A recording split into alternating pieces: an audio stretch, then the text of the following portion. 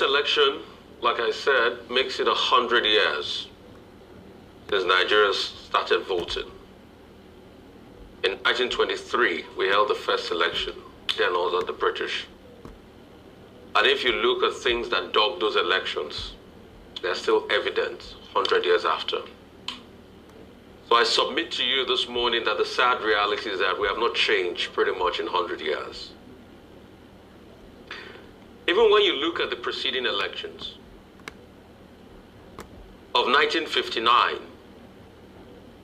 and also 1964, the massive irregularity that dogged those elections that led to all sorts of manipulations still hold sway. The only difference this time around is that the people are resilient.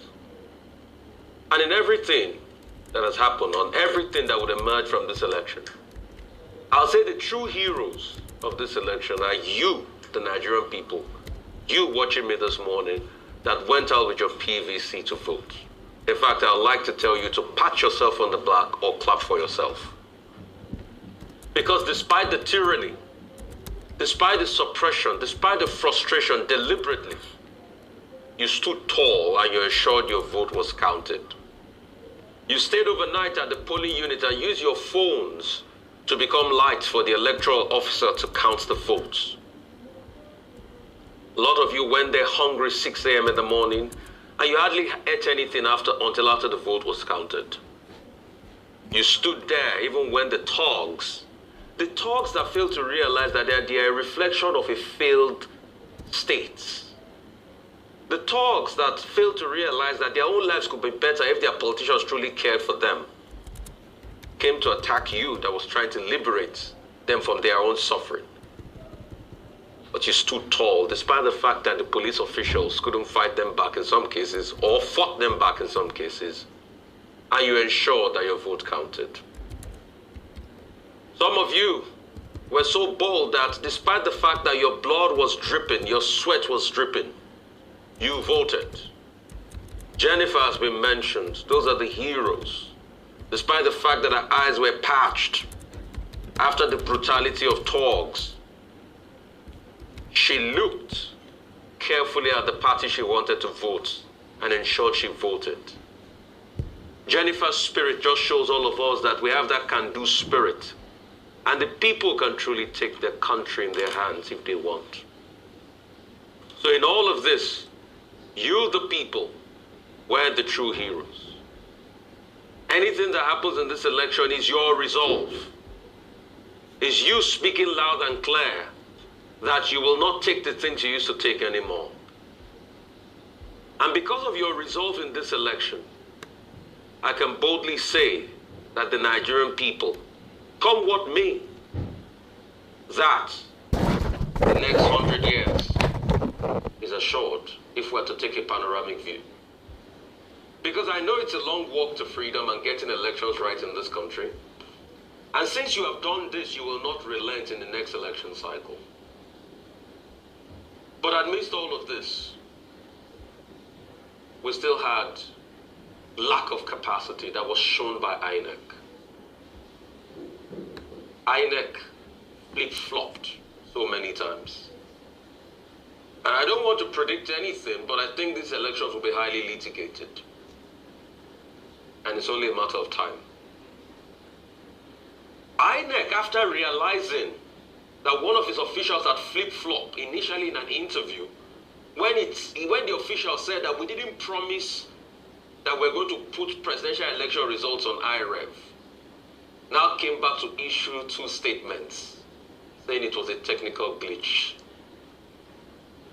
Who do we believe? But a key person in INEC said they didn't promise they were going to put presidential elections on IREV.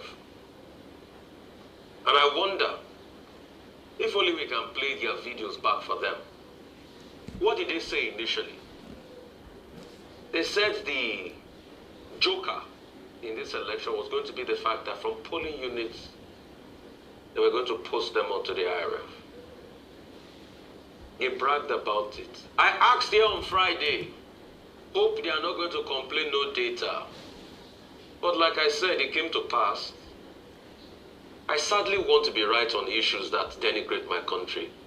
But like I said, all the concerns I raised about Inec here on Friday, all of them came to pass. All of them. It was still a case of they couldn't upload results. Some said password, some said technical glitch. It was still a case of the fact that the channels on the IREV were not properly working. I talked about the tech. I saw the interface. I said it. That interface was suspect. But it came to be. It came to be. Which is a sad reality. I also said it here on Friday. That hope will not have the situation like Amuwo or Dauphin in 2019, where ballot papers were burnt. That led to the disenfranchisement of those people and votes were not counted. But it happened again. You saw how ballot papers were burnt and people had to scamper for their lives. But this time around it was different. Because in all fairness, the police and the army responded to some. But some they couldn't respond to. And the police spokesperson was trying to justify incompetence by saying that what will police officers do when you have a mob of area boys and you have 2 police officers? Really? As though we are the ones that wear police officers' uniforms now. Never ascribe to incompetence, never ascribe to malice what you can explain with incompetence. I think the police PRO should be properly tutored on how to speak, really. Just like the police PRO, just like the police commissioner in Kano, that saw a child voting. And the next thing, when he was asked, he said, oh, you can't ascertain the physical features of a child. Very funny. So as we are now, we don't know who children are in society. I'm sure they will probably say they are unknown voters at a point. So these are the things we've always complained about, and they all happen. And it's not a good sign for INEC. We will wait for the results to continually trickle in, but this is not a good sign for INEC. Elections were disrupted. Kogi was even a funny case. Disrupted in Kogi Central. At first, the governor started by digging the Red Sea. So that he said he was fighting robbers, armed robbers or terrorists. But while it was 2 days to election, you remember to fight terrorists by digging the road into so that campaign materials will not get to the opposition person in the state, Natasha Akpoti. Is that the case now? Politicians will do their shenanigans. But you see, the people have spoken loud and clear. And that's the wave you are seeing across the country with Labour. Nobody will have expected what happened or what is happening currently in Lagos, with 2 local governments to spare. Labour is in comfortable position. It is the state of the city boy. But Lagosians are really showing that they own the city. Lagosians have shown that they own the city truly.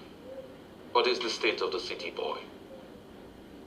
Akwa Ibom, Delta and some other parts, massive voter suppression here and there, but the people are speaking tone. In closing, there is still a lot of voter apathy because it could have been better.